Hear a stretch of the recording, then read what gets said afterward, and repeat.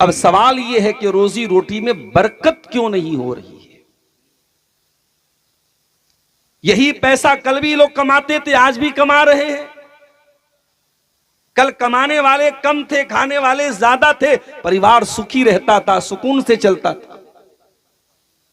आज बाप भी कमा रहा है, बेटे भी कमा रहे हैं, पूरा परिवार मेहनत कर रहा है, लेकिन घर में शांति नहीं है, घर में सुकून नहीं है, घर में बरकत नहीं है। ये बरकत कैसे आएगी? ये रोजी रोटी में बरकत कहां से आएगी? उसका तरीका क्या है? उसका फार्मूला क्या है? यही आज का हमारा टॉपिक है। लेकिन इससे पहले कि मैं अपने विषय पर आऊं, अपने टॉपिक पर आऊं, कुछ बेसिक बातें आपको बता देना चाहता हूं। मेरे भाइयों, इस्लाम अल्लाह का दीन है और अल्लाह ताला को मालूम है इंसान को किस चीज की आवश्यकता है और किस चीज की आवश्यकता नहीं है। अल्लाह ने कुरान में अगर यह कहा है नमाज पढ़ो, तो अल्लाह ने कुरान में यह भी कहा है कि जाकर के रोजी तलाश करो। अल्लाह ने भीख मांगने की इजाजत आपको नहीं दी है। अल्लाह ने घर में बैठ करके अल्लाह अल्लाह करो और आसमान से खाना बरसेगा, अल्लाह ने ऐसी शिक्षा नहीं दी है, ऐसी तालीम नहीं दी है। हुवल्लज़ी जअल लकुमुल अर्द ज़लूलन फमशू फी मनाकिबिहा वकुलू मिर रिज़्क़िही व इलैहिन नुशूर।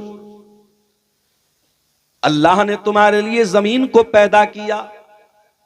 हुवल्लज़ी जअल लकुमुल अर्द ज़लूला, उसने जमीन को सफर करने के काबिल बनाया, चलने के काबिल बनाया। फमशू फी मनाकिबिहा, तो ऐ मेरे बंदो, तुम जमीन के कोने कोने का चक्कर लगाओ, तुम जमीन में दौड़ो, तुम जमीन में मेहनत करो, तुम जमीन में राउंड करो। वकुलू मिर रिज़्क़िही, और अल्लाह की रोजी को खाओ। पता ये चला, अल्लाह की रोजी को खाने के लिए मूवमेंट करना पड़ेगा, हिलना पड़ेगा, मेहनत करना पड़ेगा। आपको बैठे बिठाए रोजी मिलने वाली नहीं है मेरे प्यारे साथी। आज जुमा का दिन है, हमारी हफ्ते की ईद होती है जुमा के दिन, हमारा साप्ताहिक त्योहार है जुमा के दिन। जुमा के दिन हम जुमा की नमाज पढ़ते हैं। कुरान क्या कहता है? या अय्युहल्लज़ीना आमनू इज़ा नूदिया लिस्सलाति मिन यौमिल जुमुआ फस्अऊ इला ज़िक्रिल्लाह व ज़रुल बैअ ज़ालिकुम खैरुल लकुम इन कुंतुम तालमून। ऐ ईमान वालो, जब जुमा के दिन जुमा की अजान हो जाए तो तुम सारा कारोबार छोड़ दो, सारा व्यापार छोड़ दो, सारा काम धंधा छोड़ दो और मस्जिद की तरफ जाके दौड़ो, अल्लाह के जिक्र की तरफ जाके दौड़ो, नमाज पढ़ो जुमा की। यही तुम्हारे हक में बेहतर है। फैज़ा कुदियतिस सलाह, और जब ये नमाज खत्म हो जाए, जब ये नमाज पूरी हो जाए, अल्लाह ये नहीं कह रहा है कि जुमा का दिन है, अब तुमने जुमा की नमाज पढ़ ली, अब छुट्टी मना लो, अब आराम कर लो। फरमाया नहीं, फैज़ा कुज़ियतिस सलातु फंतशिरू फिल अर्दी वब्तगू मिन फज़लिल्लाह। ऐ मेरे बंदो, जब तुम जुमा की नमाज पढ़ लो तो जमीन के अंदर फैल जाओ और अल्लाह की रोजी तलाश करो, रोजी रोटी कमाओ, मेहनत करो, मजदूरी करो, कारोबार करो। तुम्हें जो ड्यूटी मिली है तुम अपनी ड्यूटी करो, लेकिन बैठे बैठे मत रहो। इस्लाम काहिलों का दीन नहीं है, माफ कीजिएगा।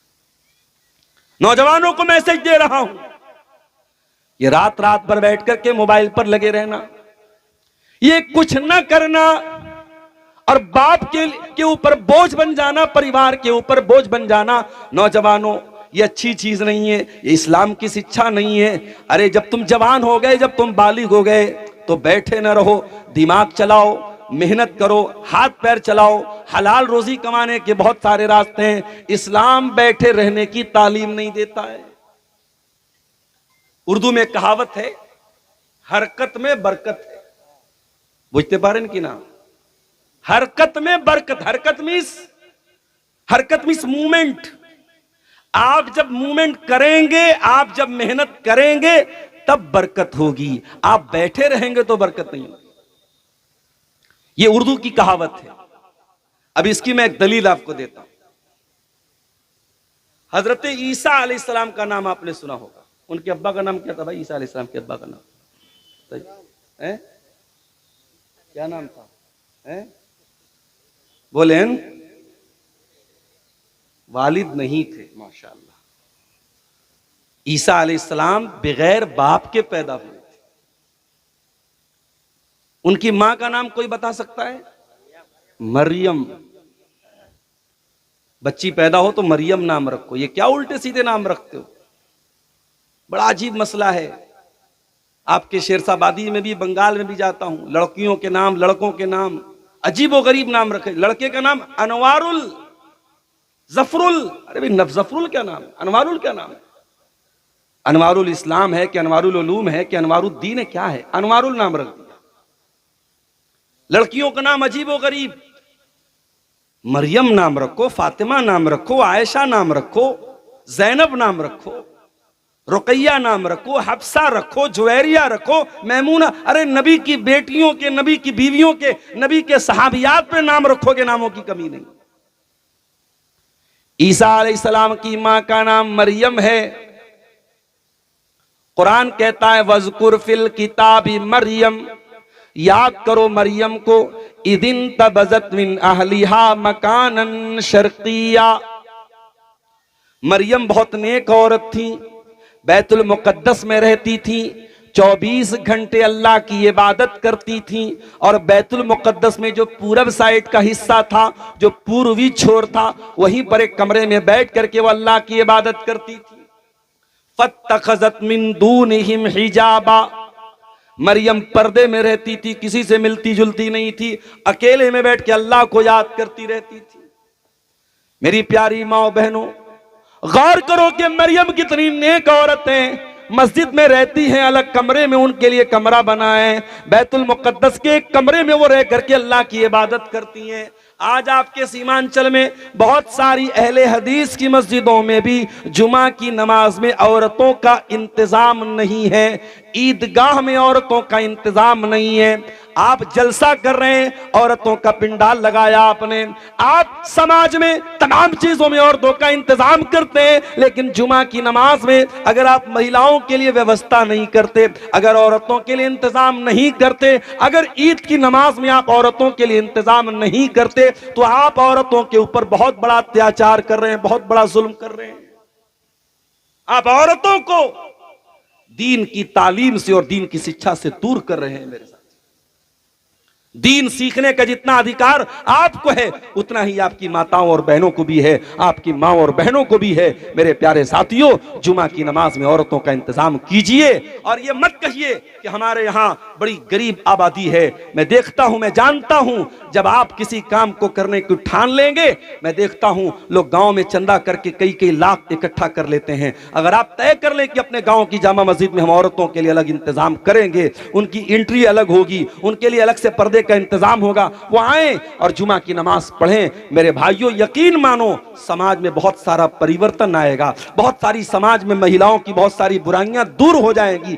जलसे में सिर्फ आ जाने से, जलसा आपके यहाँ एक मेले की तरह एक मनाया जाता है, औरतें आती हैं, कुछ बैठ करके जलसा सुनती हैं, कुछ बैठ करके शॉपिंग कर रही हैं, लेकिन आप मस्जिद में जब औरतों का इंतजाम करेंगे और जुमा की नमाज में वो आएंगी, सुकून के साथ, शांति के साथ वो बैठ करके आधा घंटा खुतबा सुनेंगी। इसलिए औरतों का मस्जिद में आना जुमा के लिए बहुत जरूरी है। मेरे साथ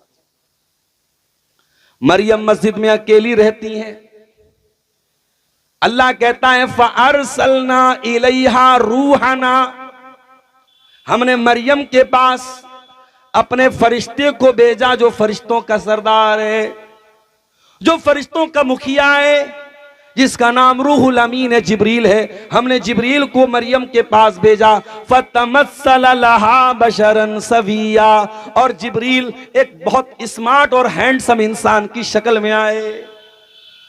इसका मतलब यह हुआ कि फरिश्ते इंसान की शक्ल धारण कर सकते हैं, इंसान के रूप में आ सकते हैं। जिब्रील अलैहिस्सलाम इंसान की शक्ल में आए। मरियम अकेले अल्लाह की इबादत कर रही हैं, जिब्रील इंसान की शक्ल में उनके सामने आए। एक औरत, अकेली औरत, एक मर्द को देखती है, उसकी फीलिंग क्या हो सकती है, उसका एहसास क्या हो सकता है। क़ालत इन्नी अऊज़ु बिर्रहमानि मिनका इन कुन्त तक़िया। मरियम कहती हैं, ऐ अल्लाह के बंदे, मैं रहमान की पनाह चाहती हूँ, मैं अल्लाह की पनाह चाहती हूँ। अगर तू मुत्तकी आदमी है, अगर तू अल्लाह से डरने वाला है, मेरे करीब मत आना, मुझे छूने की कोशिश मत करना। इज्जतदार औरत अपने शरीर तक किसी और को पहुंचने नहीं देती। मेरी मां और बहनों, माफ कीजिएगा, आज का समाज बुराइयों में सर से पैर तक लथपथ है। अब तो हालात वो हो चुके हैं कि आज हमें पाक और साफ लड़के और लड़कियों को चिराग लेके ढूंढना पड़ रहा है। समाज उस लेवल तक पहुंच चुका है, समाज उस स्टेज तक पहुंच चुका है कि शायद कोई लड़का ऐसा मिले जिसका कोई लड़की के साथ रिलेशन ना हो, शायद कोई लड़की ऐसी मिले जिसका कोई बॉयफ्रेंड ना हो। समाज उस लेवल पर पहुंच चुका है मेरे साथ। हरामकारी और ज़िनाकारी और बदकारी ने समाज को इस लेवल तक पहुंचा दिया है कि आज पाक दामन लड़के और लड़कियों को चिराग लेके ढूंढना पड़ेगा। अपनी बहनों को एक पैगाम देना चाहता हूं। आजकल चल रहा है प्यार और मोहब्बत के नाम पे बहुत कुछ चल रहा है, मगर याद रखना, कोई इंस्टाग्राम पे आके प्यार का इकरार करे, कोई व्हाट्सएप पर आकर के मोहब्बत का इकरार करे, कोई स्नैपचैट पे आके आई लव यू लिख दे, तुम धोखा मत खा जाना मेरी बहनों। ऐ मेरी कौम की बेटियों, ऐ मेरी कौम की बहनों, मैं तुम्हें बड़े प्यार के साथ ये पैगाम देना चाहता हूं, जो तुमसे मोहब्बत करेगा वो ज़िना करके तुम्हें जहन्नम में लेके नहीं जाएगा। जो तुमसे मोहब्बत करेगा वो तुमको नौकरानी नहीं महारानी बनाएगा, और महारानी से मिलने के लिए उसके प्रोटोकॉल को अपनाना पड़ता है, उसके पीए से मिलना पड़ता है, उसके सेक्रेटरी से मिलना पड़ता है। ओ मेरी प्यारी माँ बहनों, इस्लाम ने तुमको महारानी बनाया है और महारानी से मिलने के लिए प्रोटोकॉल होता है। इसीलिए इस्लाम कहता है अगर कोई किसी लड़की से मोहब्बत का दावा करता है तो तरीका यह है कि उस लड़की के गार्जियन से मिले, उसके बाप से मिले, और बाप नहीं है तो भाई से मिले, जो गार्जियन है उससे मिले और निकाह का पैगाम भेजे। जो आपसे मोहब्बत करेगा वो निकाह का पैगाम भेजेगा और निकाह करके आपको बीवी बनाएगा और जन्नत में आपको लेके जाएगा। जिना करके जहन्नम में लेके जाने वाला एक बार नहीं 1,00,000 बार आई लव यू लिख दे, 1,00,000 बार आपको मोहब्बत भरा मैसेज भेज दे, वो आपके साथ आपके शरीर को इस्तेमाल करना चाहता है, आपके साथ अपनी वासना पूरी करना चाहता है, वो आपके साथ मोहब्बत नहीं करता है। बनो तो मरियम के जैसी बनो मेरी बहनों। मरियम ने कहा ऐ इंसान, अगर तू अल्लाह से डरने वाला है, डोंट टच मी, मेरे करीब मत आना। अगर तेरे अंदर अल्लाह का तकवा है, अल्लाह से 1% भी तू डरने वाला है, मेरे पास मत आना। काला इन्नमा अना रसूल रब्बिकी लिअहब लकी गुलामन ज़किया। जिब्रील अलैहिस्सलाम ने कहा डोंट फियर, ऐ मरियम डरो नहीं, मैं कोई इंसान नहीं हूं, I am angel of the Lord, मैं अल्लाह का फरिश्ता हूं, मैं तेरे रब का फरिश्ता हूं और मैं तुझे खुशखबरी देने आया हूं कि तुझे एक बहुत खूबसूरत बच्चा होने वाला है। कालत अन्ना यकूनु ली गुलाम, मरियम कहने लगी मुझे बच्चा कहां से होगा, मैं अनमैरिड हूं, मैं कुंवारी हूं, मेरी शादी नहीं हुई है। वलम यमससनी बशर, मुझे किसी इंसान ने टच भी नहीं किया है। वलम अकु बगिया, मैं कोई बदचलन औरत नहीं हूं, मैं कोई बदकिरदार औरत नहीं हूं, मैं कैसे मां बन सकती हूं। काला कज़ालिक, फरिश्ते ने कहा अल्लाह ताला के लिए कोई चीज इम्पॉसिबल नहीं है। इन्नमा हुआ अम्रु रब्बिक, ऐ मरियम ये तेरे रब का हुक्म है, तेरे रब ने कह दिया कि ये होना है तो हो करके रहेगा। काला कज़ालिक काल रब्बुकी हुआ अलैया हय्यिन, तेरे रब ने कहा कि ये मेरे लिए आसान है। वकान अम्रम मक़दिया, ये हो करके रहेगा। फहमलतहु, फरिश्ते ने कहा और मरियम प्रेग्नेंट हो गई। अल्लाह के हुक्म से मरियम के पेट में ईसा अलैहिस्सलाम हमल की शक्ल में उनके पेट में पहुंच गए, मरियम प्रेग्नेंट हो गई। फंतबज़त बिही मकानन क़सिया। जब प्रेगनेंसी आ गई और डिलीवरी का टाइम आया, बच्चे की पैदाइश का टाइम आया, तो मरियम अपने बच्चे को जन्म देने के लिए बैतुल मुक़द्दस से दूर चली गई। जब दूर चली गई तो हजरत मरियम सोचने लगी, ये बच्चा पैदा होगा, समाज मुझको ताना मारेगा, मुझको बदचलन कहेगा, मुझको कैरेक्टरलेस कहेगा, मुझे हराम की औलाद की मां कहेगा, मेरे दिल पर क्या गुजरेगी।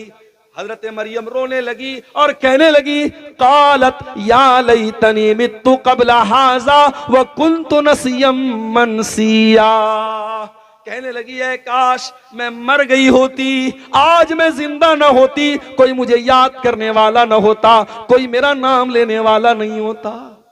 अल्लाह, जो औरत पाक दामन होती है उससे अपनी इज्जत का इतना ख्याल होता है। मरियम ने कुछ गलत काम नहीं किया है, मगर मरियम को अपनी इज्जत का ख्याल है कि कल समाज क्या बोलेगा। कहती है कि काश मैं मर गई होती। फनादाहा मिन तहतिहा अल्लाह तहज़नी कद जअल रब्बुकी तहतकी सरिया।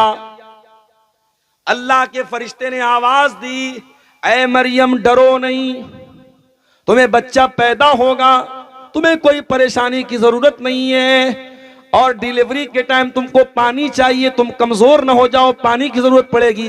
जरा नीचे देखो, अल्लाह ने पानी की नहर जारी कर दी, मरियम के लिए नहर जारी हो गई। उसके बाद अल्लाह कहता है, वह हुज़्ज़ी इलैकी बिजिज़्इन नख़ला, और ऐ मरियम इस पेड़ की टहनी को तुम हिलाओ, इस पेड़ की टहनी को तुम हरकत दो, इस पेड़ की टहनी को तुम हिलाओ। आपके ऊपर ऐ मरियम, आपके ऊपर ताजा ताजा खजूरें गिरेंगी। मरियम डिलीवरी का टाइम है, और आप जानते हैं कि डिलीवरी के टाइम औरत को बहुत दर्द होता है, औरत बहुत पेन में होती है, बहुत दर्द में होती है, बहुत कमजोर होती है। और दुनिया के हर समाज में जब औरत को डिलीवरी का टाइम आता है तो उसको ताकत की चीजें खिलाई जाती हैं। आप क्या भी खिलाई जाती होंगी, हमारे यहाँ बनारस में भी कुछ मेवा वगैरह डाल करके बनाते हैं, कुछ चीजें औरतों को देते हैं। आप क्या भी देते होंगे, शेरशाबादियों में भी देते होंगे। वो औरत की कमजोरी का टाइम होता है। ऐसी कमजोरी के टाइम अल्लाह क्या कह रहा है, ऐ मरियम पेड़ की पत्ती को हिलाओ तो ताजा ताजा पकी हुई खजूर तुम्हारे ऊपर गिरेगी। ऐ अल्लाह, जब तू मरियम को खजूर देना ही चाहता है तो मरियम को इतनी तकलीफ देने की क्या जरूरत है। मरियम बेचारी तो कमजोर है, बच्चा पैदा होने वाला है। ऐ अल्लाह, एक प्लेट में रख करके खजूर आ जाती तो क्या हो जाता। अल्लाह ने सबक दिया, नहीं मेरे बंदे, हम मरियम को ये सबक दे रहे हैं कि ऐ मरियम जब तू पेड़ को हिलाएगी तब खजूर गिरेगी, बैठे बिठाए तुझको खजूर मिलने वाली नहीं है। हरकत में बरकत। जब मरियम ने खजूर को हिलाया तब जाकर के खजूर पकी हुई जमीन पे गिरी। अच्छा, आपके यहां तो खजूर की खेती नहीं होती होगी कि होती है? खजूर की खेती कहां होती है? रेगिस्तानी इलाके में होती है। और खजूर पकती कब है? मई जून में पकती है। और अल्लाह क्या कह रहा है, ऐ मरियम जब तू पेड़ को हिलाएगी तो पकी हुई खजूर गिरेगी। इसका मतलब यह हुआ कि ईसा अलैहिस्सलाम कब पैदा हुए? मई जून की गर्मी में पैदा हुए। लिहाजा ईसाई जो उनका जन्मदिन कब मनाते, बोलो भाई? 25 दिसंबर को मनाते। तो ये ठीक आछे ना गलत आछे? गलत आछे। ईसाइयों को पता ही नहीं कि ईसा कब पैदा हुआ। ईसा दिसंबर के जाड़े में नहीं, मई जून की गर्मी में पैदा हुए थे, जब खजूर पक जाती है। पकी हुई खजूर मरियम को मिली। तो पता ये चला कि अगर आपको कुछ पाना है तो कुछ मेहनत करना पड़ेगा मेरे प्यारे साथी। आप जब हरकत करेंगे तब बरकत मिलेगी। आप जब हिम्मत करेंगे, हिम्मते मर्दा मदद खुदा, जब आप हिम्मत करेंगे, कारोबार करना है, बिजनेस करना है, तो आपको पैसा लगाना पड़ेगा, कैपिटल लगाना पड़ेगा, रिस्क लेना पड़ेगा। प्रॉफिट भी हो सकता है, लॉस भी हो सकता है। आप जब तक हिम्मत नहीं करेंगे आप आगे नहीं बढ़ेंगे। आज भारत का मुसलमान अगर आगे बढ़ना चाहता है उसे हिम्मत से काम लेना पड़ेगा। वरना दुनिया तो चाहती है कि आप पंचर बनाने वाले बन जाए, दुनिया चाहती है आप चिकन की दुकान खोल लें, आप मटन की दुकान खोल लें, पकौड़ी की दुकान खोल लें, बस आप छोटे छोटे यही काम करें। दुनिया नहीं चाहती है कि आप तरक्की करें। मेरे प्यारे साथियों, अगर तरक्की करना है, आगे बढ़ना है, तो आपको हिम्मत से काम लेना पड़ेगा, जुर्रत से काम लेना। और एक बात और याद रखो, आपके मुकद्दर में जितनी रोजी मिली लिखी है, वो कोई माई का लाल आपसे छीन नहीं सकता। और जो रोजी मिलने वाली नहीं है, आप सिकोरना से अररिया, पूर्णिया, फारबिसगंज नहीं, पटना, दरभंगा, आप हिंदुस्तान के किसी भी कोने में चले जाओ, जो रोजी आपके मुकद्दर में नहीं लिखी है वो आप नहीं पा सकते हैं मेरे साथी। और ये बात मैं क्यों कह रहा हूं, आइए दलील भी सुन। अहले हदीस का स्टेज है, अमी किस्सा कहानी बोलबो ना, अमी ओनली कुरान हदीस बोलबो इंशाअल्लाह। हदीस सुनिए, आप अपनी मां के पेट में होते हैं और आपकी तकदीर लिखी जाती है। अल्लाह के प्यारे नबी फरमाते हैं, इन्ना अहदकुम युजमउ फी बतन उम्मिही, तुम में से कोई इंसान जब अपनी मां की पेट में होता है तो उसको पहले मिलाया जाता है। साइंस भी कहती है कि मर्द का स्पर्म और औरत के एग्स ये मिलते हैं तो बच्चा पैदा होता है। तो अल्लाह के नबी कह रहे हैं कि मां के पेट में मिलाया जाता है। सुम्मा यकूनु अलकतन, फिर वो जमा हुआ खून बन जाता है। सुम्मा यकूनु मुज़गतन, फिर वो गोश्त का लोथड़ा बन जाता है। और जब वो 120 दिन का होता है, 4 महीने का होता है, अल्लाह के प्यारे नबी फरमाते हैं फयुनफक़ु फ़ीहि रूहुहु, उस बच्चे की रूह फूंकी जाती है। अब मुझे नहीं मालूम कि मेडिकल साइंस क्या बोलती है, लेकिन अल्लाह के नबी की हदीस पर हम ईमान रखते हैं। नबी ने फरमाया बच्चा मां के पेट में 4 महीने का होता है तो रूह फूंक दी जाती है। अब मसला सुन लो, अगर बच्चा मरा हुआ पैदा है और 4 महीने के बाद पैदा हुआ है, जनाजे की नमाज पढ़ी जाएगी, क्योंकि रूह फूकी जा चुकी है। जरूरी नहीं है, कंपलसरी नहीं है, अनिवार्य नहीं है, लेकिन अगर 4 महीने के ऊपर बच्चा पैदा हुआ है तो उसकी नमाज जनाजा पढ़नी चाहिए, उसको कफनाना भी चाहिए, क्योंकि उस बच्चे के अंदर रूह डाली जा चुकी है।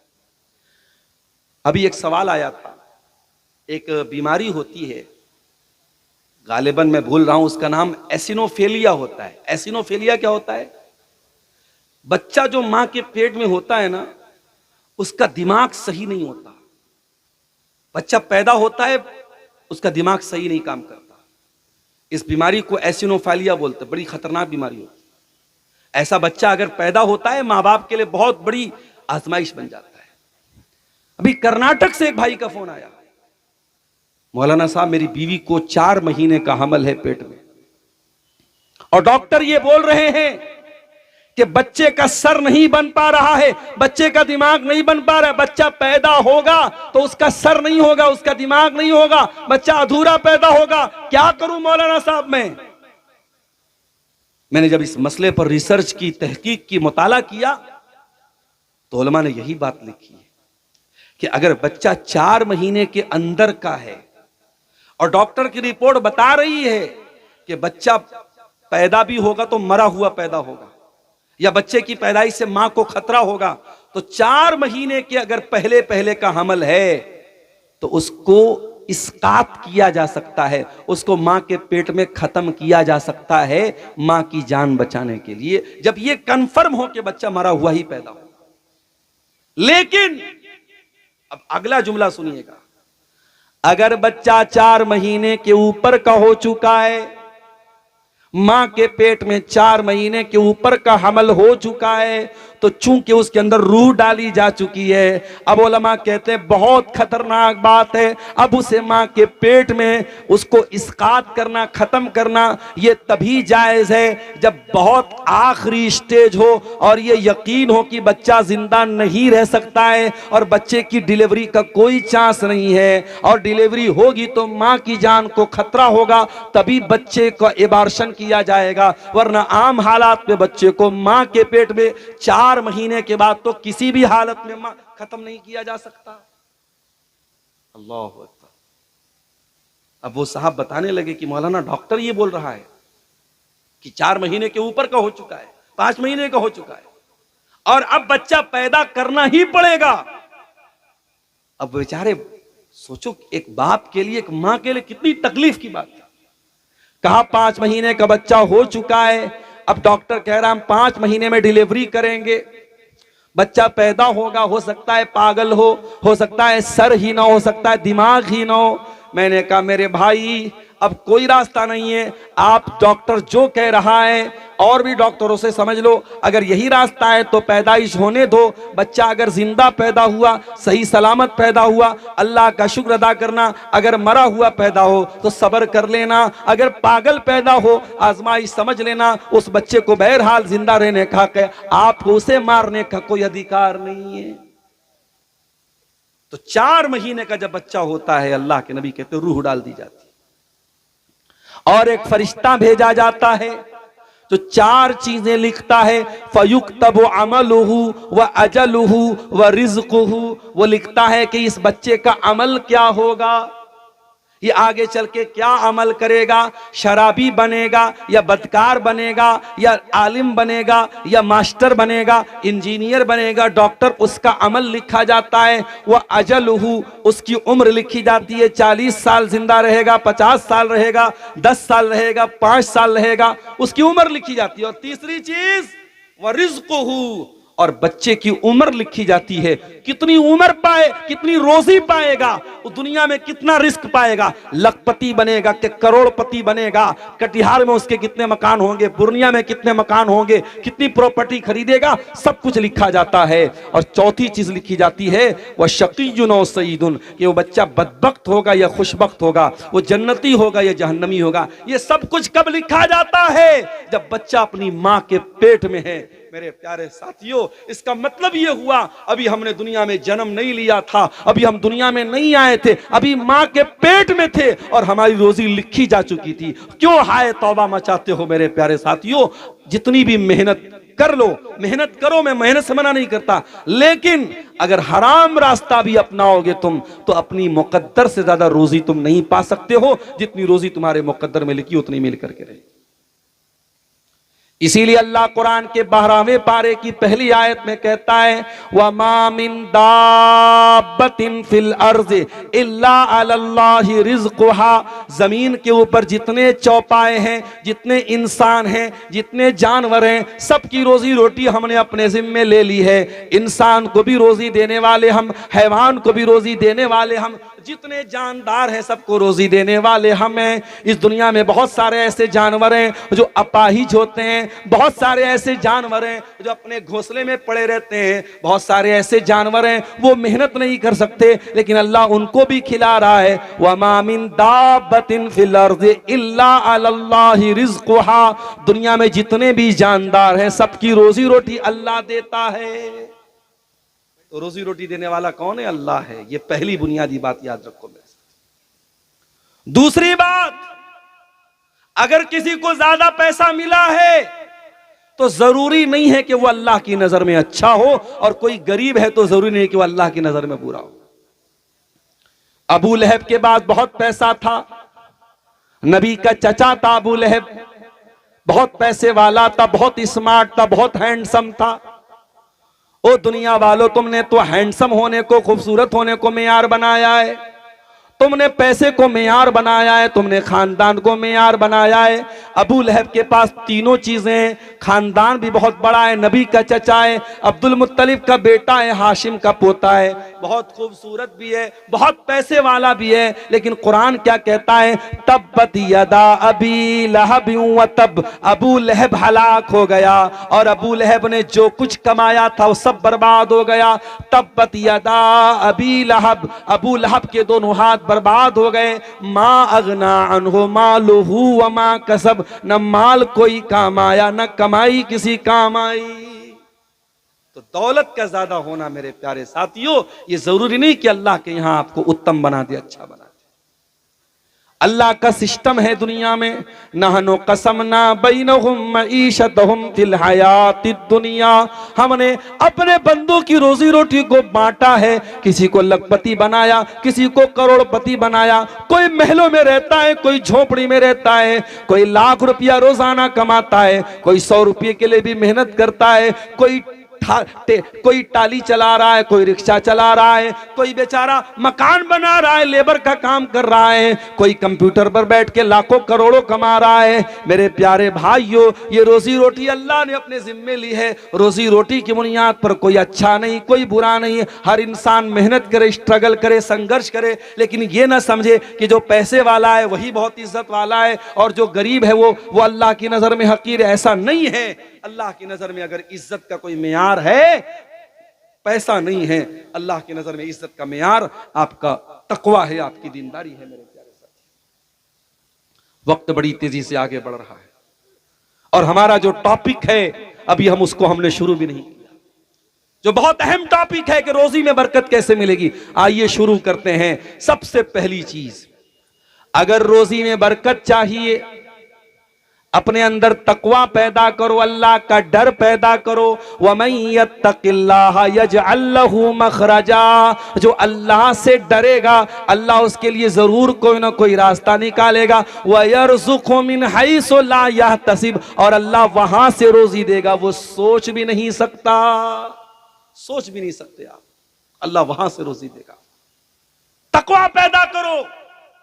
आप अगर गुनाह के काम करेंगे, शराब पिएंगे, ज़िना करेंगे, झूठ बोलेंगे, गीबत करेंगे, अपने हाथों से दूसरों को तकलीफ पहुंचाएंगे, फिर आप ये उम्मीद मत रखिए अल्लाह बरकत देगा आपको। मेरे प्यारे भाइयों, अल्लाह बरकत तभी देगा जब आप अल्लाह की बात मानेंगे, जब आप मुत्तकी बनेंगे। अल्लाह कुरान में कहता है, वलौ अन्न अहलल कुरा आमनू वत्तक़ौ लफतहना अलैहिम बरकातिम मिनस समाई वल अर्दी, अगर ये लोग ईमान वाले बन जाएं, अगर ये मुत्तकी बन जाएं, तो हम आसमान से और जमीन से बरकत के दरवाजे खोल देंगे इनके ऊपर। एक सहाबी, नाम नोट कर लो, अब्दुर्रहमान बिन औफ, मक्का से हिजरत करके मदीना आए। अल्लाह के प्यारे नबी ने नाम ले लेकर के मक्का के मुहाजिरों को और मदीना के अंसारियों को भाई भाई बनाया था। आपने अब्दुर्रहमान बिन औफ को भाई बनाया साद बिन रबी का। साद बिन रबी अंसारी साहबी हैं, बहुत पैसे वाले साहबी हैं, बहुत खजूरों के बागात उनके पास हैं। उन्होंने कहा है, मेरे भाई अब्दुर्रहमान, ये मेरे खजूरों के बाग हैं, आ जाओ मैं बंटवारा कर देता हूँ, आधा तुम ले लेना, आधा मैं ले लेता हूँ। ये मेरे पास धन है, दौलत है, रुपया है, पैसा है, आधा तुम ले लो, आधा मैं ले लेता हूँ। अरे अब्दुर्रहमान, अभी तुम नए नए मदीना में आए हो, तुम्हारी शादी भी नहीं हुई है, तुमको घर भी बसाना है, तुमको परिवार भी बनाना है। अब्दुर्रहमान, मेरी 4 बीवियां हैं, तुम किसी एक को पसंद कर लो, मैं तलाक दे देता हूं। 3 हैज की इद्दत गुजारने के बाद मेरी उस बीवी से तुम निकाह कर लेना, तुम्हारा घर भी बस जाएगा, तुमको बिजनेस भी मिल जाएगा, तुमको मकान भी मिल जाएगा। मेरे प्यारे भाइयों, अगर हम होते, सोचते फ्री में नौकरी भी मिल रही है, छोकरी भी मिल रही है, फ्री में रिश्ता भी लग रहा है, फ्री में सब कुछ मिल रहा है, मगर सहाबा बड़े खुददार थे, बड़े गैरतमंद थे, बड़े इज्जत वाले थे। हजरत अब्दुर्रहमान बिन औफ ने कहा है, मेरे भाई साद बिन रबी, अल्लाह तेरे माल में बरकत दे, अल्लाह तेरे कारोबार में बरकत दे, मुझे तेरी बीवी से शादी नहीं करना, मुझे तेरा माल नहीं चाहिए। ऐ साद बिन रबी, मैं तो बिजनेसमैन आदमी हूँ, मैं तो व्यापारी आदमी हूँ, मैं तो कारोबार कारोबार करने वाला आदमी हूं, मुझे बाजार का पता बता दे।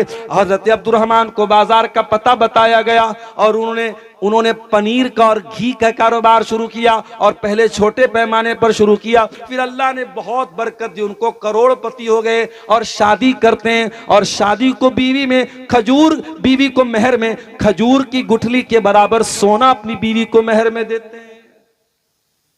इसका मतलब यह हुआ कि अगर आप सच्चे दिल के साथ, ईमान के साथ, नेक नियति के साथ, अगर तकवा के साथ काम करेंगे, अल्लाह ताला जरूर आपको रोजी रोटी देगा मेरे साथियों, अल्लाह बरकत देगा आपको।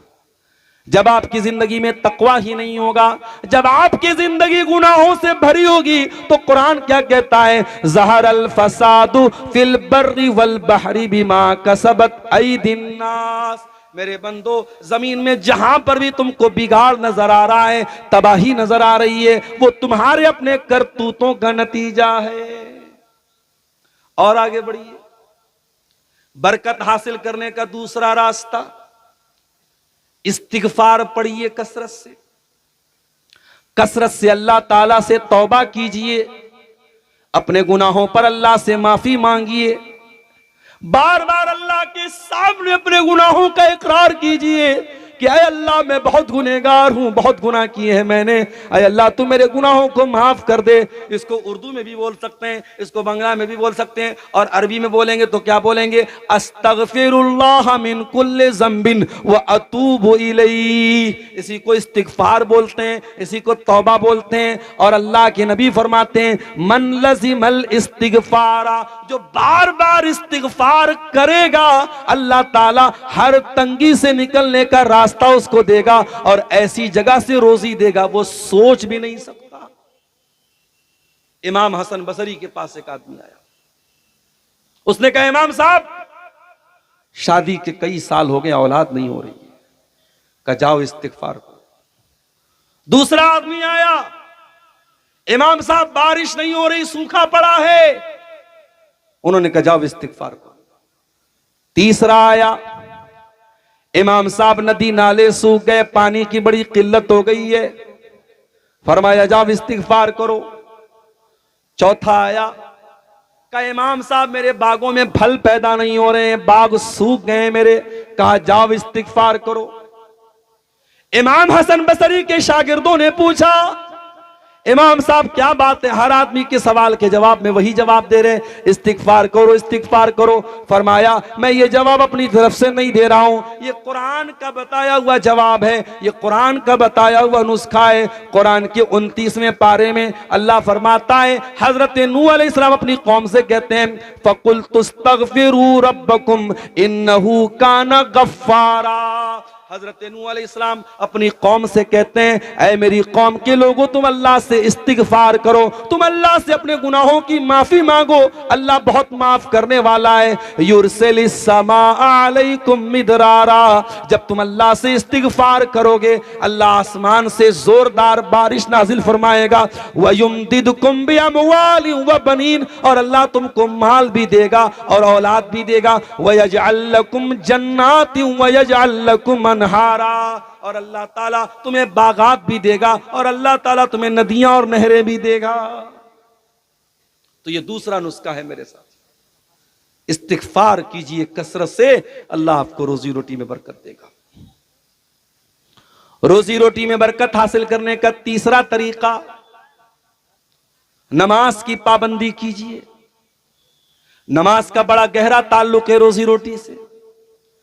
जब आप पांचों टाइम की नमाज की पाबंदी करेंगे तो अल्लाह ताला आपसे राजी होगा, और जब अल्लाह ताला आपसे राजी होगा तो आपको किसी और का मोहताज नहीं बनाएगा।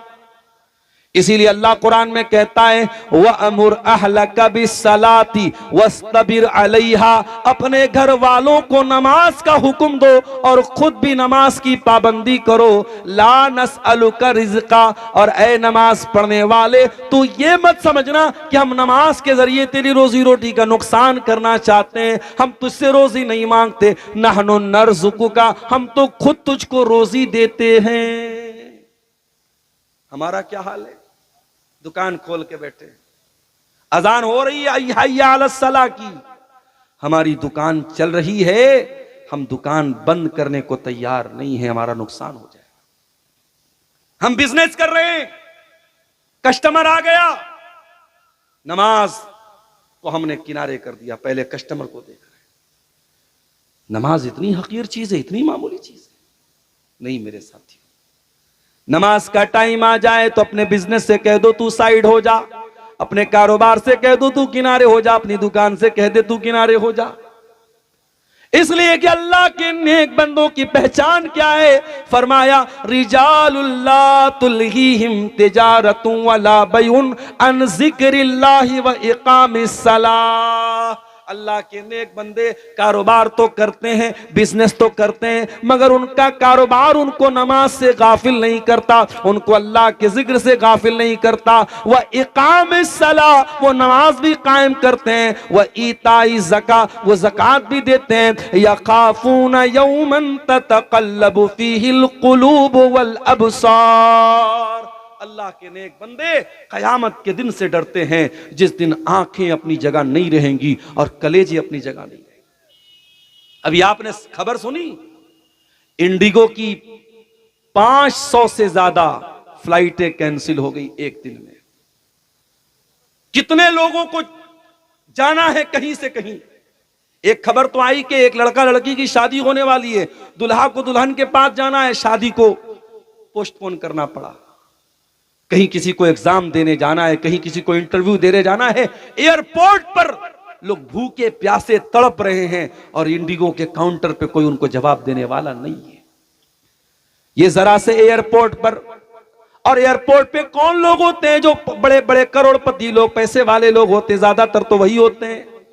लेकिन जरा सी फ्लाइट कैंसिल हुई तो एयरपोर्ट पर लोग ये बता रहे हैं कि नफसी नफसी का आलम हो गया, कोई किसी का पुरसान हाल नहीं है। मेरे प्यारे साथियों, जरा सोचो, जब दुनिया के एयरपोर्ट पर फ्लाइटें कैंसिल हो जाएं, ये मंजर आ जाता है, तो कयामत के दिन का मंजर क्या होगा? इज़ शम्सु कुविरत, जब सूरज को लपेट दिया जाएगा। व इज़न नुजूमुन कदरत, जब सितारों की रोशनी खत्म हो जाएगी। व इज़ल जिबालु सुयिरत, जब बड़े बड़े पहाड़ों को चला दिया जाएगा। वइज़ल इशारु उत्तिलत, जब 10 माह की गाभिन ऊंटनियों को लोग छोड़ के भाग जाएंगे। वइज़ल वुहूशु हुशिरत, जब जंगली जानवर एक जगह सब इकट्ठा हो जाएंगे। वइज़ल बिहारु सुज्जिरत, और जब समुद्रों का पानी खौला दिया जाएगा। वइज़न नुफूसु सुव्विजत, और जब लोगों का ग्रुप बना दिया जाएगा, नेक लोगों का अलग ग्रुप, बुरे लोगों का अलग ग्रुप, नमाजियों का अलग ग्रुप, बेनमाजियों का अलग ग्रुप बना दिया जाएगा। वइज़न नुफूसु सुव्विजत वइज़ल मऊदतु सुइलत, और जब जिस बच्ची को जमीन में गाड़ा गया था, जिस बच्ची को दुनिया में मारा गया था, उससे पूछा जाएगा बिअय्यि ज़ंबिन कुतिलत, कि ऐ मासूम बच्ची, तुझे किस अपराध की सजा दी गई? वो कयामत का दिन होगा मेरे साथ। जो नमाज पढ़ता है उसके दिल में ये डर होता है कि कयामत आने वाली है। इसलिए मेरे प्यारे साथियों, अगर अपनी रोजी रोटी में बरकत चाहते हो तो नमाज पढ़ो। और एक जुमला मेरा और नोट कर लो, नमाज को नमाज की तरह पढ़ो। मौलाना अताउल्लाह शाह बुखारी कहा करते थे, नमाजी 4 टाइप के होते हैं, ठाठ के होते हैं, 8 के होते हैं, 360 के होते हैं और खाट के होते हैं। किसी ने पूछा मौलाना क्या मतलब? कहा ठाठ के वो होते हैं जो 5 टाइम के नमाजी होते हैं, 8 के वो होते हैं जो जुमा जुमा मस्जिद में आते हैं, जुमा की नमाज पढ़ते हैं, और 360 के वो होते हैं जो ईद की और बकरा ईद की नमाज पढ़ते हैं। और फरमाया खाट के वो होते हैं जो किसी के जनाजे में जाके खड़े हो जाते हैं। फरमाया कि ये 4 टाइप के नमाजी होते हैं, तुम फैसला कर दो तुम कौन से नमाजी हो लोगो। नमाजी बनना है तो ठाठ के नमाजी बनो, 5 टाइम के नमाजी बनो, और नमाज की ऐसी चिंता हो तुमको जैसे मोबाइल की चिंता होती है। मोबाइल जरा सा डिस्चार्ज हो जाए, अब्दुल गफ्फार साहब परेशान हो जाते हैं, पता नहीं किसका किसका कॉल आया होगा, किसका किसका मैसेज आया होगा, जल्दी से चार्जर तलाश करते हैं, चार्जर नहीं मिले तो इंसान बेचैन हो जाता है, मेरा मोबाइल जल्दी से ऑन हो जाए। जैसे तुमको मोबाइल की चिंता है, जैसे तुमको अपने कॉल की चिंता है, अपने मैसेज की चिंता है, उससे ज्यादा तुमको नमाज की चिंता होनी चाहिए। अल्लाह के नबी फरमाते हैं कि कयामत के दिन अल्लाह ताला कुछ खुश नसीब बंदों को अर्श का साया देगा। उन खुशनसीब बंदों में एक बंदा वो भी होगा, वरजुलुन क़ल्बुहु मुअल्लक़ुम बिल मसाजिद, वो आदमी जिसका दिल मस्जिद में अटका हो, जिसको नमाज की चिंता हो। और नमाज, अपने बच्चों को भी नमाज का आदी बनाओ मेरे साथ। अल्लाह के प्यारे नबी फरमाते हैं, मोरू औलादकुम बिस्सलाति व मबनाउ सबिन, जब तुम्हारे बच्चे 7 साल के हो जाएं उनको नमाज का हुक्म दो, और जब 10 साल के हो जाएं और नमाज न पढ़े तो तुम उनकी पिटाई करो। तो ये तीसरी चीज है नमाज की पाबंदी। चौथी चीज, रोजी रोटी में अगर बरकत हासिल करना है, चौथा काम क्या करना पड़ेगा आपको? अपने आप को अल्लाह की इबादत के लिए खाली करना होगा। अल्लाह के नबी फरमाते हैं, अल्लाह ताला कहता है तफर्रग li इबादती, ऐ मेरे बंदे तू इबादत के लिए अपने आप को खाली कर दे। जब तू मेरी इबादत के लिए अपने आप को खाली कर लेगा, जब तू मेरी इबादत के लिए टाइम निकालेगा, तो ऐ मेरे बंदे मला तो सद्र का गिना, मैं तेरे दिल को मालदारी से भर दूंगा, मैं तुझे दिल का अमीर बना दूंगा, मैं तुझे दिल का मालदार बना दूंगा। माफ करना मेरे भाई, ज्यादा पैसा होना मालदारी नहीं है, ज्यादा पैसा होना मालदारी नहीं है। बड़े बड़े करोड़पतियों को भी रात में नींद नहीं आती, उनको नींद की दवा लेनी पड़ती है। बहुत पैसा है, शुगर की बीमारी है, मीठा नहीं खा सकते, चिकन नहीं खा सकते, मटन नहीं खा सकते, इसका मतलब दौलत से आप सब कुछ नहीं खरीद सकते। लिहाजा अल्लाह के नबी फरमाते हैं, लईसल गिना अन कसरतिल अर्ज़, ज्यादा पैसा होना और ज्यादा सामान होना ये मालदारी नहीं है। वलाकिन्नल गिना गिना नफ्स, इंसान का दिल गनी हो, इंसान दिल से मालदार हो, ये असल मालदारी है। मेरे प्यारे साथियों, अल्लाह ताला कहता है तू मेरी इबादत के लिए अपने आप को खाली कर ले मेरे बंदे, मैं तेरे दिल को गनी बना दूंगा, तेरे दिल को सुकून की दौलत दे दूंगा, तेरी गरीबी को दूर कर दूंगा। और अगर हाय दुनिया में तू लगा रहेगा, सिर्फ दुनिया के चक्कर में तू लगा रहेगा, तो मैं तेरे दिल को बेसुकूनी से भर दूंगा और तेरी गरीबी को और बढ़ा दूंगा।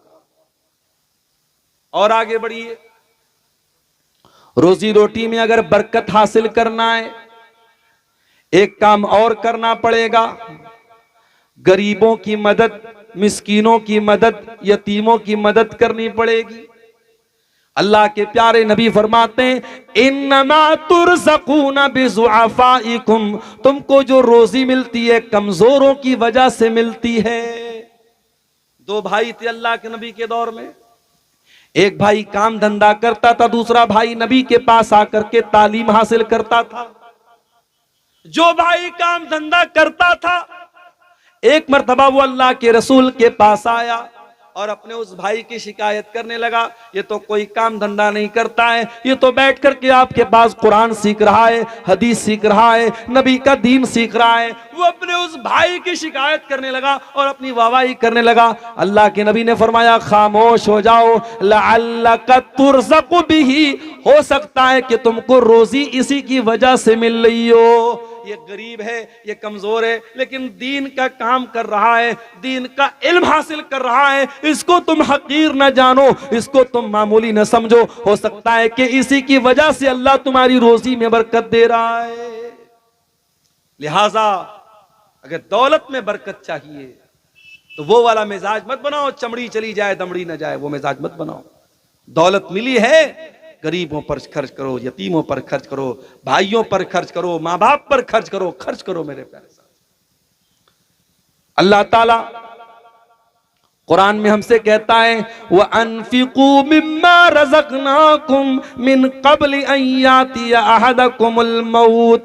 मेरे बंदो तुम अल्लाह की राह में खर्च करो इसके पहले कि मौत आ जाए। फयकूल और इंसान कहे रब्बी लौला अखरतनी इला अजलिन करीब, अय अल्लाह काश के तू मुझे थोड़ी सी मोहलत दे दे, काश की थोड़ा सा टाइम दे दे। फअसद्दक़ा मैं सदका कर लूं, मैं खैरात कर लूं, व अकुम मिनस सालिहीन और मैं भी नेक बन जाऊं। लेकिन मरने का टाइम आ गया तो अब एक मिनट की भी फुर्सत, आपको एक पल की फुर्सत भी नहीं मिलेगी। मेरे प्यारे साथियों, इससे पहले कि मौत आ जाए जिंदगी में तंदुरुस्ती की हालत में अल्लाह के नबी ने फरमाया सबसे बेहतरीन सदका वो है जो इंसान व अंत सहीहुन शहीहुन, जो इंसान तंदुरुस्ती की हालत में करे, माल की मोहब्बत उसके दिल में है, उसको मालदारी की उम्मीद है, गरीबी का डर है, उस आलम में जो इंसान सदका खैरात करता है अल्लाह को वो दान, वो पुण्य, वो सदका अल्लाह को पसंद। और आगे बढ़िए, रोजी रोटी में अगर बरकत हासिल करना है लोगों को खाना खिलाइए, मेहमान नवाजी कीजिए। मेहमान नवाजी करने से भी घर में बरकत आती है। अल्लाह कुरान के 29वें पारे में कहता है, और आज जुमा का दिन था, आपने फजर की नमाज अगर पढ़ी होगी, फजर की नमाज में इमाम साहब ने दूसरी रकात में यह आयत आपको सुनाई होगी। अल्लाह फरमाता है वयुतइमून अत्तआम अला हुब्बिही मिस्कीनन व यतीमन व असीरा। मेरे नेक बंदे गरीबों को खाना खिलाते हैं, यतीमों को खाना खिलाते हैं, कैदियों को खाना खिलाते हैं, और जब खाना खिलाते हैं तो क्या कहते हैं, इन्नमा नुतिमुकुम लिवजहिल्लाह, हम तुमसे तारीफ सुनने के लिए खाना नहीं खिला रहे हैं, हम थैंक यू सुनने के लिए, हम जज़ाकल्लाह खैर सुनने के लिए तुमको खाना नहीं खिला रहे हैं। इन्नमा नुतिमुकुम लिवजहिल्लाह, हम तो तुमको अल्लाह को राजी करने के लिए खाना खिला रहे हैं। ला नुरीदु मिनकुम जज़ा वला शुकूरा, हमें तुमसे कोई बदला, कोई शुक्रिया नहीं चाहिए।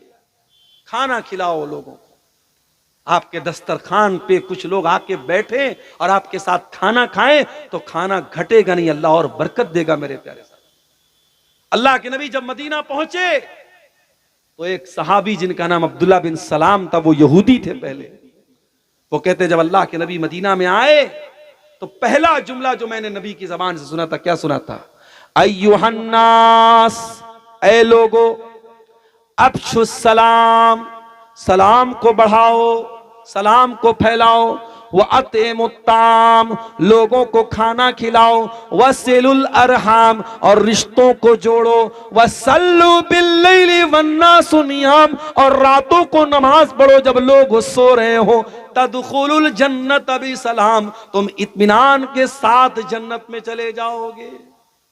पता ये चला कि लोगों को खाना खिलाने से भी घर में बरकत आती है। मेरे प्यारे साथी, हजरत इब्राहीम अलैहिस्सलाम कौन नहीं जानता, बड़े मेहमान नवाज थे। एक बार फरिश्ते उनके पास आए और फरिश्ते खूबसूरत लड़कों की शक्ल में आए, स्मार्ट और हैंडसम लड़कों की शक्ल में फरिश्ते आए, और फरिश्ते आके बैठ गए। हजरत इब्राहीम अलैहिस्सलाम ने ये नहीं पूछा कहां से आए हो, मेरे रिलेशन के हो के नहीं हो, बस इतना पता लगा मेहमान आए हैं। कुरान कहता है फराग इला अहलिही, इब्राहिम दौड़े दौड़े घर वालों के पास गए, फजा बिइजलिन हनीज, और भुना हुआ बछड़े का गोश्त लेके आए। पता ये चला कि मेहमान नवाजी में सबसे बेस्ट आइटम कौन सा है, आलू गोभी की सब्जी नहीं है, क्या है, गोश्त है। गोश्त से बेहतरीन मेहमान नवाजी नहीं हो सकती। सबसे बेहतरीन आइटम क्या है, गोश्त का आइटम। अब ये अलग बात है, आपके यहां गोश्त का मतलब खाली नॉर्मल गोश्त है, गोश्त से भी बहुत कुछ बन सकता है। तो गोश्त लेके आए, भुना हुआ गोश्त लेके, फ्राई करके लेके आए। अब वो जब गोश्त लेके आए तो फरिश्तों से कह रहे हैं खाओ भाई। उनको क्या पता कि लोग फरिश्ते हैं। फरिश्ते हाथ आगे नहीं बढ़ा रहे, नहीं खा रहे। उस जमाने में अगर मेहमान घर में आए और खाने को हाथ न लगाए तो लोग समझ जाते थे ये मेहमान नहीं, दुश्मन बन के आया है। हजरत इब्राहिम डर गए, खाना क्यों नहीं खा रहा। कहने लगे अला ताकुलून, खा क्यों नहीं रहे हो। फरिश्तों ने कहा इन्ना रुसुल रब्बिक, हम आपके रब के फरिश्ते हैं, इंसान नहीं है। हम लूत अलैहिस्सलाम की कौम के ऊपर अल्लाह का अजाब उतारने के लिए आए हैं। ऐ इब्राहिम, हम इंसान नहीं है, हम फरिश्ते हैं और हमें खाने की जरूरत नहीं है। पता ये चला मेहमान को खाना खिलाना हो तो खुद खिलाना चाहिए और मेहमान को रख करके बार बार प्रेशर डालना चाहिए कि क्यों नहीं खा रहे हो। ये तरीका सिखाया मेहमान नवाजी का हजरत इब्राहिम ने। आज तो दो चार मेहमान घर में आ जाएं, हमारी बेगमों के माथे पर बल पड़ जाते हैं। ये कहां की मुसीबत हमारे घर में आ गई। आज की औरतें, माफ करना, मेहमान नवाजी में बहुत पीछे है मेरे प्यारे साथी। नबी के दौर में एक मेहमान आया, नबी ने अपने घर में पता लगवाया किसी के घर में खाने को कुछ है। नबी की 9 बीवियां थी, किसी के घर में खाने को कुछ नहीं।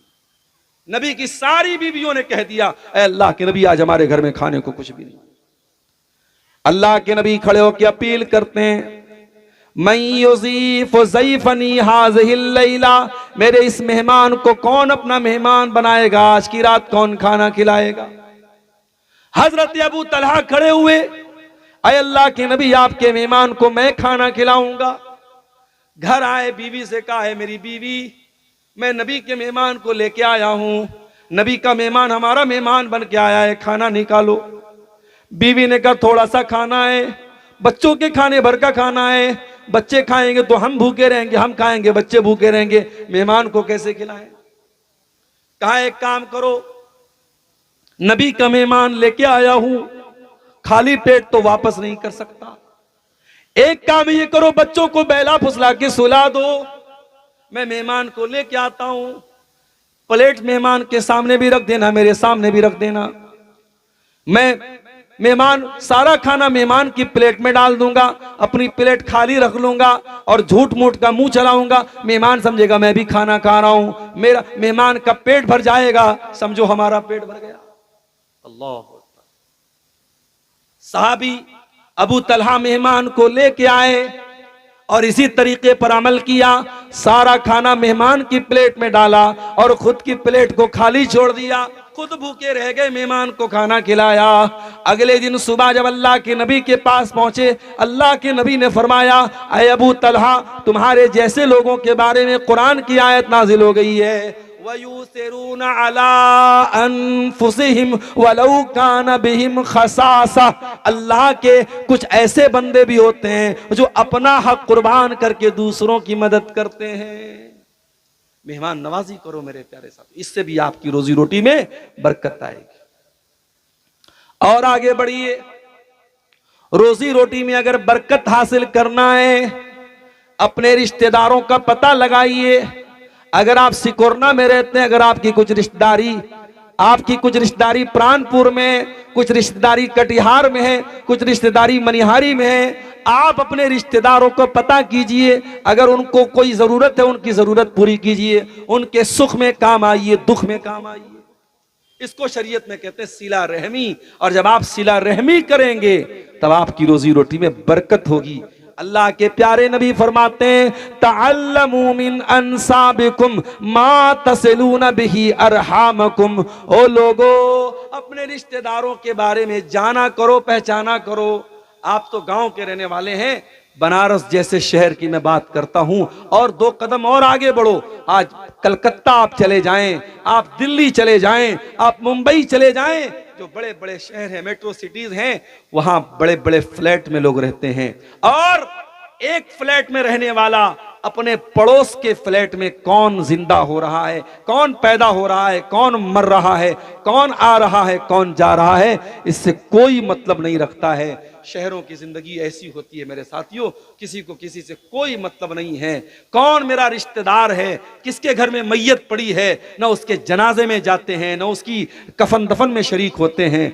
इस्लाम की ये तालीम नहीं है मेरे प्यारे साथियों। जो आपके रिश्तेदार हैं, जो आपके करीबी लोग हैं, आप उनके सुख दुख में शामिल होइए, उनकी शादियों में जाइए, वो मर जाएं, उनका इंतकाल हो जाए, उनके जनाजे में जाइए और वहां जाकर के आप उनके काम आइए। इसको सिला रहमी बोलते हैं। और अल्लाह के नबी फरमाते हैं, जब तुम ऐसा करोगे उससे नतीजा क्या निकलेगा, उससे फायदा क्या मिलेगा? फ़इन्नहा महब्बतुन फिल अहली, इससे परिवार में मोहब्बत पैदा होगी। व मनसातुन फिल असरी, और तुम्हारे मरने के बाद भी तुम्हारा नाम जिंदा रहेगा। व मसरातुन फिल माली, और माल में बरकत होगी, पैसे में बरकत होगी। और आप एग्जाम्पल देख लीजिए, अब अपने गांव में देख लीजिए, कोई हाजी साहब थे, कोई सेठ जी थे, कोई गांव के मुखिया जी थे, बहुत गरीबों की मदद करते थे। आज मरने के बाद भी लोग उनको याद करते हो, लोग याद करते हैं। और जब आप अपने रिश्तेदारों के काम आएंगे तो वो रिश्तेदार आपको दुआएं देंगे, और वो दुआएं जब आपको देंगे मेरे प्यारे साथियों, तो अल्लाह आपके माल में बरकत देगा।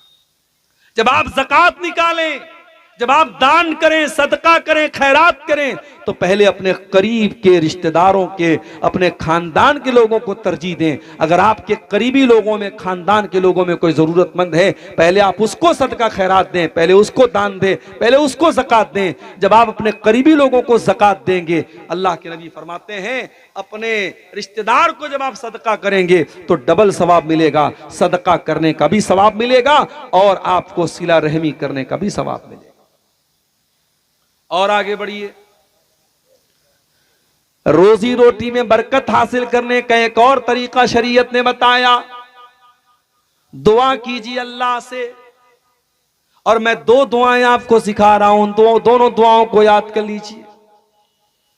पहली दुआ अल्लाह के प्यारे नबी ने अपने दामाद हजरत अली को सिखाई थी, और हजरत अली से कहा था कि ऐ अली, अगर तेरे ऊपर पहाड़ के बराबर भी कर्जा हो जाए और तू ये दुआ पढ़ेगा, अल्लाह तेरे कर्जे को दूर कर देगा। कौन सी दुआ है? गौर से सुनना मुसलमानों, इस दुआ को याद कर लेना। अगर आप रोजी रोटी से परेशान हैं, कारोबार से परेशान हैं, सारे तरीके आजमा लेना और साथ में ये दुआ भी पढ़ना, अल्लाह जरूर बरकत देगा। क्या दुआ सिखाई अल्लाह के नबी ने? अल्लाहुम्मा क़फ़िनी बिहलालिका अन हरामिक, ऐ अल्लाह इतना हलाल दे दे जो मेरे लिए काफी हो जाए। ऐ अल्लाह हलाल की रोजी इतनी दे दे मुझे हराम की जरूरत ना पड़े। वो अग्निनी बेफजलिका अम्मन सिवा का, और ऐ अल्लाह अपने फजलो करम से इतना मालदार कर दे कि तेरे सिवा किसी और के दर पे जाना ना पड़े। अपना मोहताज बनाना, किसी और का मोहताज मत बनाना। बड़ी प्यारी दुआ है, अल्लाह के नबी ने हजरत अली को सिखाई थी मेरे साथियों।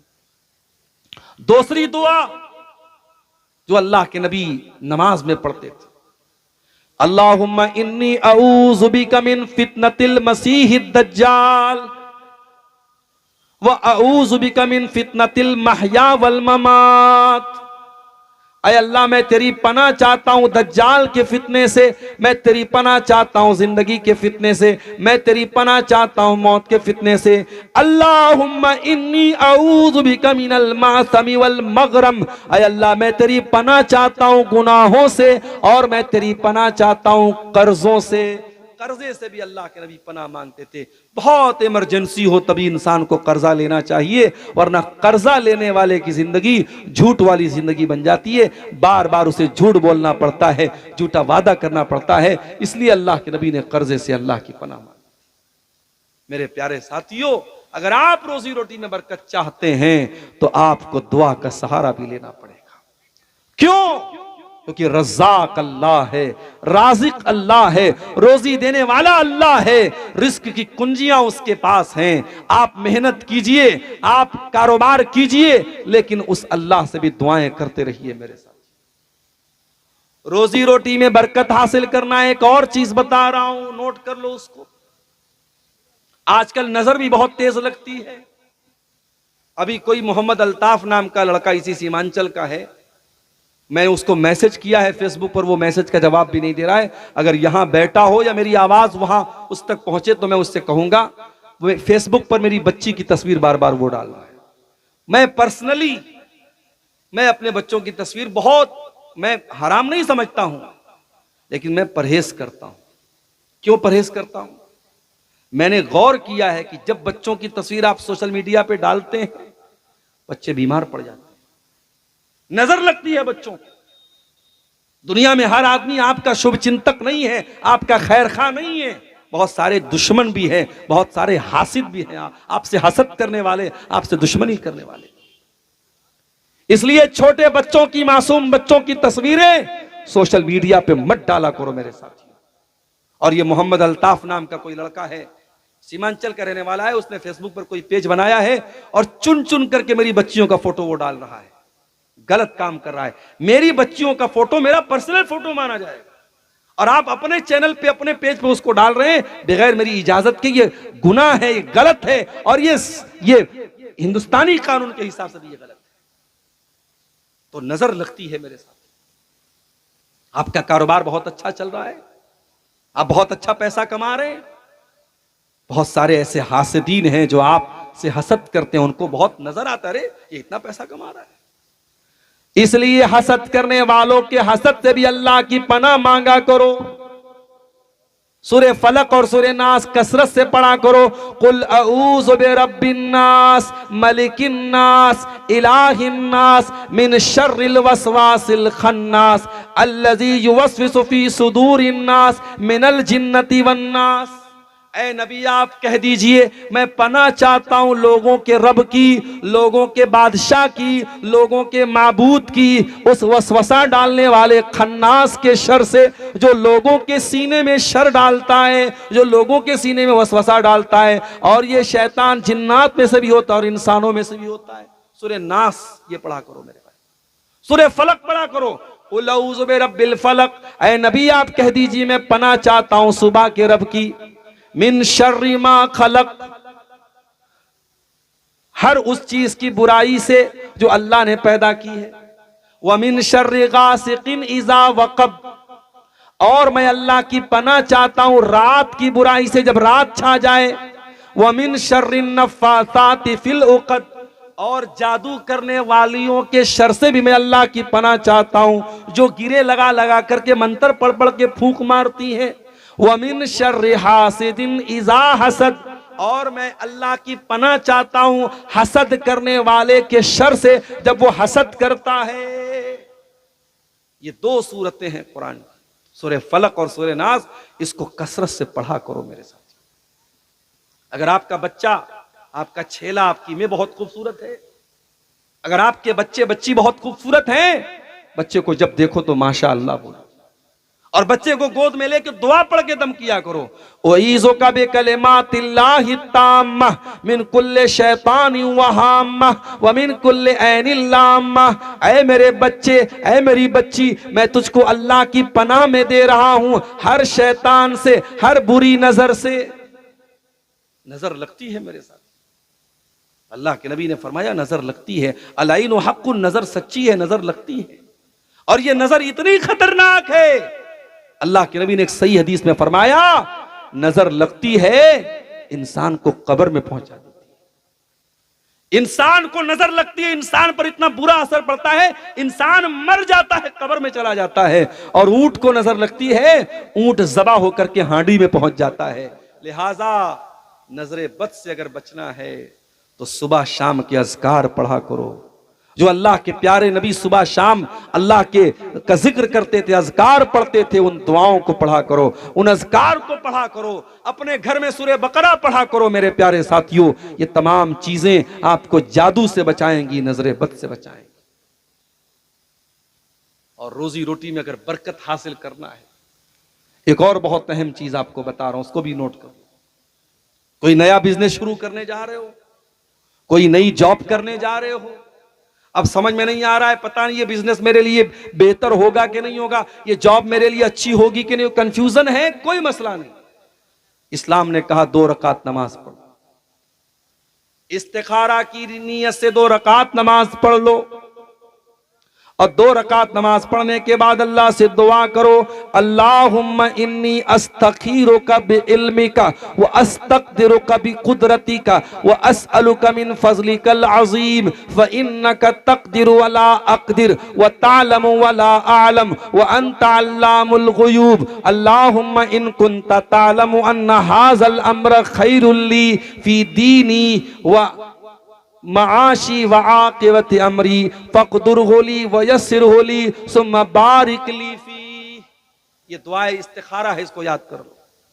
आय अल्लाह, मैं तेरे इल्म के जरिए तुझसे भलाई का सवाल करता हूं, तेरी कुदरत के जरिए तेरी कुदरत का सवाल करता हूं, तेरे अजीम फजल का सवाल करता हूं। अय अल्लाह, तू कुदरत रखता है, मैं कुदरत नहीं रखता हूं, तू जानता है, मैं नहीं जानता हूं, तू अल्लामुल गुयूब है। अय अल्लाह, अगर ये चीज मेरे हक में बेहतर है, फी दीनी व माशी व आक़िबत अमरी, अगर मेरे दीन के लिए अच्छी है, मेरी दुनिया की जिंदगी के लिए अच्छी है, मेरे मामले के अंजाम के लिए अच्छी है, फ़क़दुर होली व यस्सिर होली। अय अल्लाह, इस चीज को मेरे मुकद्दर में लिख दे, इसको मेरे लिए आसान कर दे। सुम्मा बारिक ली फी, और फिर मुझे इसके अंदर बरकत दे दे। व इन कुन्ता तालमु अन्ना हाज़ल अम्र शर्रुल ली फी दीनी व माशी व आक़िबत अमरी, और अय अल्लाह, मैं जो दुकान खोलने जा रहा हूं, मैं जो कारोबार करने जा रहा हूं, मैं जो जॉब करने जा रहा हूं, अगर ये मेरे हक में बुरी है, फी दीनी, मेरे दीन के लिए बुरी है, वह माशी, मेरी दुनिया की जिंदगी के लिए बुरी है, वह आक़िबत अमरी, मेरे अंजाम के लिए बुरी है, फसरिफ अन्नी वसरिफनी अन्हो, तो अय अल्लाह, तू मुझको इससे फेर दे, इसको मुझसे फेर दे। बक़दुर लियल खैर हैसु कान, और मेरे लिए अल्लाह मेरे मुकद्दर में भलाई लिख दे, जहां भी भलाई हो मेरे मुकद्दर में लिख दे। ये इस्तिखारा की दुआ है।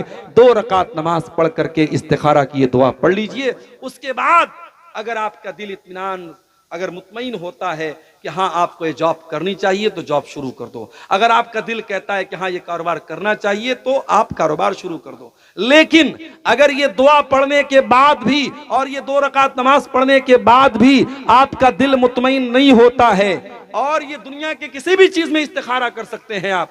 अगर आपका रिश्ता कहीं लगा है, लड़की बहुत अच्छी है, लेकिन आपका दिल मुतमईन नहीं हो रहा है कि मुझे उस लड़की से शादी करना चाहिए कि नहीं करना चाहिए, वहां पर भी आप इस्तिखारा की नमाज पढ़ सकते हैं। किसी लड़की का रिश्ता लगा है, लड़का ठीक ठाक है, माँ बाप को पसंद है, लेकिन लड़की का दिल मुतमईन नहीं हो रहा है कि मुझे उस लड़के से रिश्ता करना चाहिए नहीं करना चाहिए, वहां पर भी इस्तिखारा की नमाज पढ़ी जा सकती है। और जब तक दिल को इत्मीनान ना हो जाए, बार बार इस्तिखारा करते रहो। जब दिल एक चीज पर जम जाए और दिल एक चीज पर इत्मीनान हो जाए दिल को, उसके बाद वो काम कर दो।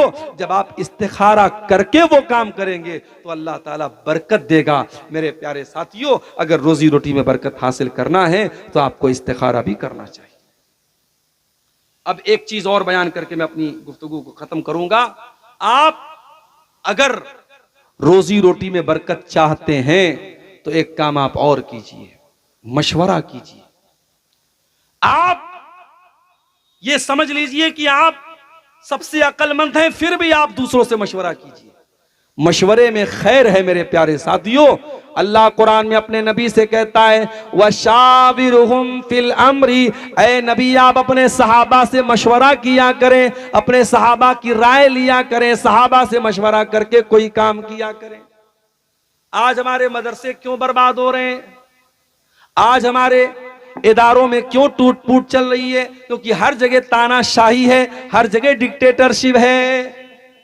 अरे डिक्टेटरशिप से मुल्क भी तबाह हो जाता है, देश भी बर्बाद हो जाता है। जब मशवरा करने वाले अच्छे लोगों से, आप मदरसे की कमेटी चला रहे, आप कोई फैसला करें, मदरसे की कमेटी को बिठा करके मशवरा करके करें। मुसलमानों का काम मशवरे से होना चाहिए। अगर आपके घर में कोई बिजनेस हो रहा है, 4 भाई 5 भाई मिलकर काम कर रहे हैं और बिजनेस में लॉस हो रहा है, बिठाओ सारे भाइयों को, भाई हमको इस बिजनेस में लॉस हो रहा है, चलो कुछ और सोचते हैं। 4 भाइयों के साथ आप बैठ करके मशवरा करेंगे, 4 तरीके का दिमाग उसमें लगेगा, और जब 4 तरीके का दिमाग लगेगा तो अल्लाह ताला जरूर कोई ना कोई रास्ता निकालेगा। और जब आप मशवरा करेंगे और उसके बाद अगर आपका डिसीजन गलत भी हो जाएगा, तो चूंकि सबके मशवरे से वो काम हुआ था, इसलिए आप पर अकेले इल्जाम नहीं आएगा। और जब आप बगैर मशवरे के कोई काम करेंगे, सारा इल्जाम आपके सर पे आएगा, इसी ने अपने मन से ये काम किया था, इसीलिए काम बिगड़ गया। तो मशवरे में मेरे प्यारे साथियों खैर है। आप मशवरा कीजिए और मशवरा करके आप कोई काम आगे बढ़ाइए, इंशाअल्लाह अल्लाह ताला उसमें बरकत देगा। और एक चीज और रह गई थी, अगर अल्लाह ने ताकत दी तो हज कर लो मेरे भाई, उम्रा कर लो। अगर पैसे वाले हो, हज और उम्रा कर लो। हज और उम्रा करने से भी रोजी में बरकत आती। अल्लाह के नबी फरमाते, ताबिउ बैनल हज वल उम्रा, बार बार हज करो, बार बार उम्रा करो। फ़इन्नहु यनफिल फ़क़्र कमा यनफिल कीरु खुबुसल हदीद। बार बार हज और उम्रा करोगे तो तुम्हारी दौलत में बरकत आएगी और तुम्हारी गरीबी खत्म हो जाएगी। जैसे लोहार की भट्टी में जब लोहा डाला जाता है तो लोहे का मैल कुचैल दूर हो जाता है, वैसे ही तुम्हारे गुनाह भी दूर हो जाएंगे, तुम्हारे घर से गरीबी भी दूर हो जाएगी। लिहाजा आपके पास पैसा है, इंतजार मत करो हम 50 साल के हो जाएंगे तब हज करने जाएंगे। अल्लाह की कसम लोग रोते हैं मक्के में जाने के बाद। कोई बेचारा व्हील चेयर पे उम्रा कर रहा है, कोई बेचारा दूसरों के सहारे से तवाफ कर रहा है, लोग रोते हैं और अफसोस करते हैं काश उन्होंने जवानी में हज कर लिया होता, काश उन्होंने जवानी में उम्रा कर लिया होता। अगर अल्लाह ने आपको नवाजा है मेरे प्यारे साथियों तो आप जरूर अपनी सेहत की हालत में और जवानी की हालत में आप हज और उम्रा कर लीजिए मेरे साथ।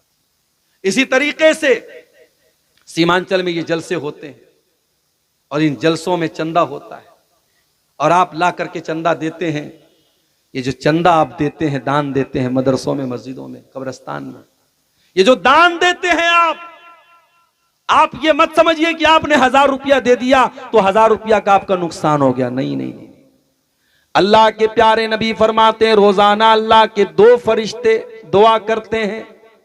एक फरिश्ता दुआ करता अल्लाहुम्मा आती मुनफिकन खलफा, ऐ अल्लाह जो तेरी राह में खर्च कर रहा है, जो दान दे रहा है, जो सदका खैरात कर रहा है, तो उसको बेहतरीन बदला दे। और दूसरा दुआ करता है अल्लाहुम्मा आति मुमसिकन तलफा, ऐ अल्लाह जो कंजूसी कर रहा है, जो बखीली कर रहा है, जो अपने माल को खर्च नहीं कर रहा है, तो उसके माल को बर्बाद कर दे। आप नजर उठा के देख लीजिएगा, जो लोग अपने पैसे से खर्च नहीं करते हैं अल्लाह की राह में, उनका पैसा कभी यहां डूब गया, कभी वहां डूब गया, उनका पैसा ज्यादा डूब जाता है। लिहाजा अपने माल को बर्बादी से बचाना है, माल में बरकत पैदा करना है, तो अल्लाह की राह में खर्च भी किया करो मेरे प्यारे साथियों। तो ये चंद बातें रोजी रोटी में बरकत के ताल्लुक से आपके सामने रखी हैं। एक दुआ और आपको सिखा देता हूं, बड़ी प्यारी दुआ है, अल्लाह के नबी पढ़ा करते थे अल्लाहुम्मा इन्नी अस्अलुकल हुदा वत्तुका वल अफाफ वल गिना।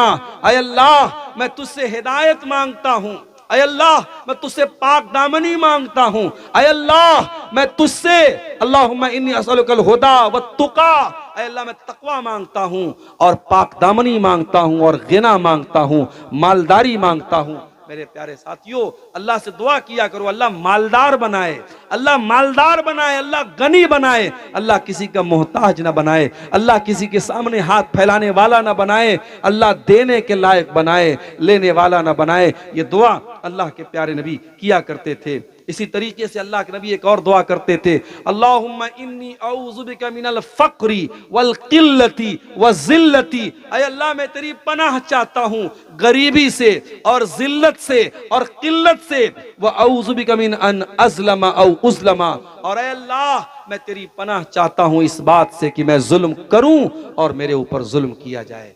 मेरे प्यारे साथियों आप अल्लाह से दुआ कीजिए अल्लाह रब्बुल आलमीन आप के माल में बरकत दे, और खास तौर से जो रात का वक्त होता है, तहज्जुद का वक्त होता है, रात का आखिरी जो पहर होता है, ये बड़ी कबूलियत का टाइम होता है। इस टाइम खास तौर से आप अल्लाह के सामने हाथ उठा के दुआ कीजिए, हाथ फैला के दुआ कीजिए। अगर आप कारोबार से परेशान हैं, बिजनेस से परेशान हैं, नौकरी नहीं लग रही है, जॉब नहीं लग रही है, दुनिया की सारी कोशिशें कीजिए, लेकिन साथ में अल्लाह से जरूर दुआएं कीजिए। मेरे प्यारे साथियों वही राज़िक है, वही रोजी देने वाला है, उसी के पास सारे खजानों की चाबियां हैं। जब आप उससे लौ लगाएंगे वो जरूर इंशाअल्लाह दस्ते गैब से आपको रोजी अता फरमाएगा। हम अल्लाह से दुआ करते हैं रब्बुल आलमीन हम सब की रोजी रोटी में बरकत अता फरमाए। रब्बुल आलमीन रोजी रोटी में बरकत के जो ये असबाब मैंने बताए हैं, जो ये तरीके मैंने बताए हैं, अल्लाह कहने वाले को, सुनने वालों को, सबको अमल की तौफीक अता फरमाए। रब्बुल आलमीन जिस इदारे की तरफ से आज का ये प्रोग्राम हुआ है, इस इलाके का ये बड़ा अहम इदारा है, निज़ामिया इदारा है, अल्लाह इस इदारे को और तरक्की अता फरमाए, और जो इस इदारे के जिम्मेदार हैं अल्लाह इस कमेटी को और मज़ीद हिम्मती बनाए और मज़ीद इनको जो है मुतहर्रिक बनाए। रब्बुल आलमीन हमारे तमाम उलमा की हिफाजत फरमाए, हमारे इस्लाम का काम करने वाले तमाम दाइयों की हिफाजत फरमाए। अल्लाह जब तक दुनिया में जिंदा रखे इस्लाम पर जिंदा रखे और हमारा खात्मा ईमान पर हो। आमीन व आखिर दावाना अनिल हम्दुलिल्लाहि रब्बिल आलमीन। वस्सलामु अलैकुम व रहमतुल्लाहि व बरकातुहू।